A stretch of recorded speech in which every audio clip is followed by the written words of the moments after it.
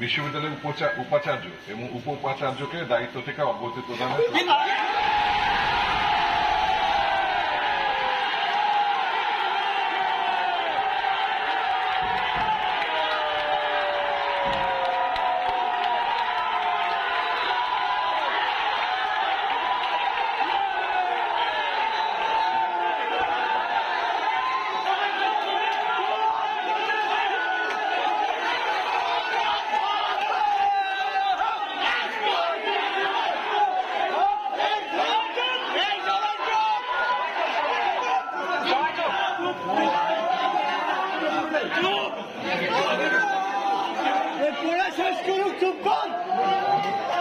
অনতিবিলম্বে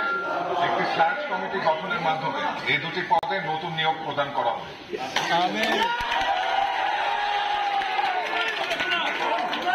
অন্তর্বর্তীকালে বিশ্ববিদ্যালয়ের নিয়মিত কার্যক্রম চালু রাখার সাথে জ্যেষ্ঠ অধ্যাপকগণের মধ্য থেকে একজনকে সাময়িকভাবে উপাচার্যের দায়িত্ব